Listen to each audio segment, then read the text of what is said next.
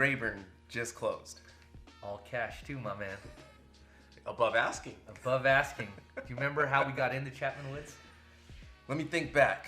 I do, actually. So I was sitting in my chair at my hairstylist, getting my hair cut and chopping it up with her, and she knew what we did for a living, and she was like, hey, my husband's grandparents are in the process of transitioning to a retirement community, and they've owned this home for such a long time. I mean, I want to say 40, 50 years or so, and it was in Chapman Woods, and she was like, would you guys be interested, And so I said, for sure, let me check it out. Let's see what's up. So she put me in touch with her husband, and then he put us in touch with the agent and his grandparents. And, the negotiations started. It was nice for us to, be able to do that before it listed. Mm-hmm. So that's what got us in. I remember when we saw the house, right? At that point, we were only doing single-story additions at the time, and they were heavy additions, right? But we've never done a two-story addition or addition as large as what we were trying to do with this Yorkshire property. And it was at the corner of Yorkshire and Madre in Chapman Woods, so it was a busier street intersection. And I remember seeing it for the first time thinking, this house is old. What the fuck are we going to do with this, right? Yeah. I didn't have any clue. It was just the first time walking, I had to figure it out. Yeah. And as we went through, we decided we're going to do a second story addition, right? Yeah. We're going to pimp this house out. We're going to turn this from a old world looking home, right, into a modern farmhouse. And it was a big task. And we've never sold anything in the price point of $2 million plus. We've never done a second story addition.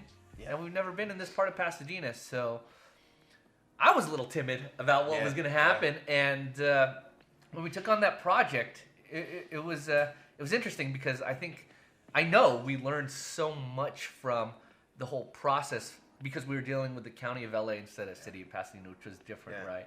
And then we were dealing with construction, second story addition, and that was its own crazy thing in its own thing. Right. Yeah. But I remember when we were finishing up the project and everything was getting dialed in, and you even ordered the numbers, and instead of actual, numbers, we had letters actually spelling out the address. You remember that? Yep. In cursive. Yep. Yeah.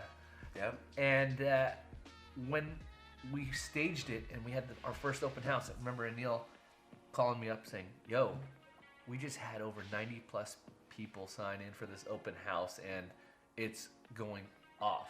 And that was sign-ins, man. Like, there were over 100 people that attended this open house, so that was just exciting.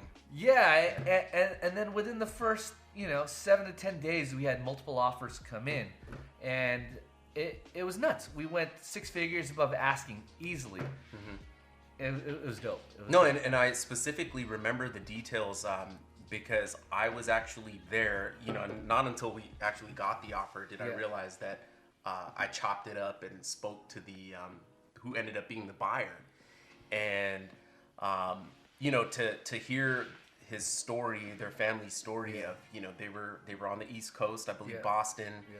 They had been looking for their dream home for 3 years, just over 3 years, and the excitement and energy in him and his family, and then the fact that he flew his parents out from Florida the next day to come check it out. Like, I mean, once he said he was flying his parents out, I was like, good thing they weren't Red Sox fans, because we're a Dodger community here. We wouldn't have had to sell to them. Yeah.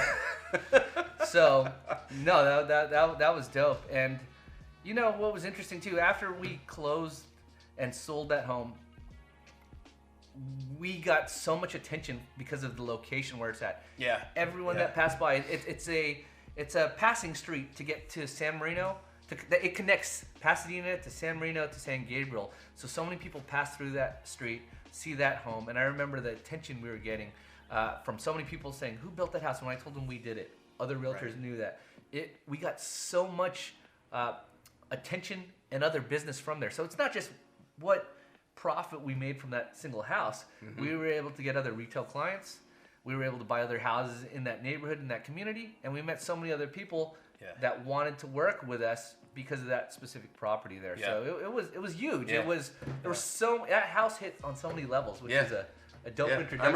I remember us always us and other people referring to it as DCLA's billboard house, because there were so many people that we hadn't met, and over the last, still to this day, we meet people, and if they're familiar with Pasadena, or if they know, if they've been following us, they always know that house and they associate that with us, because it was the first farmhouse. It was our first farmhouse, and it was, essentially right at the beginning of when farmhouses started trending, so even in that sense, we took a risk there. It was the first farmhouse in Chapman Woods, but then the excitement and energy around it once we built it showed that, okay, there's a demand for this, and people want more of these. And so that led us to, like I said, Black Grayburn, our Black Diamond, just closed, and it just, fast forward, full circle, that type of thing. This is 7 years ago, and then here we are closing another farmhouse. And it was dope. It was the catalyst to get us into that larger building process, and then also an introduction to that $2 million plus price point. Because after that, within a few months, we sold another one for 2.5, and it just kept going from there. I mean, we weren't afraid of that 2 million plus price range after doing that. It definitely gave us the confidence, and and then just kind of circling back to my hairstylist, right? Sometimes you just never know. It was so casual when she mentioned it. Yeah. It was would you be interested, type of thing? It wasn't even that was a $2-point-something million haircut you got. Yes. So, as a matter of fact, I need one right now. I need it.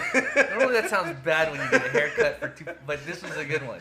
It led to but no, it's it's just it's nice to be in this moment and experience how we've in a sense left our DCLA legacy, and it continues in that pocket. So that's exciting. Project Yorkshire, check it out, one of our first ones in that area.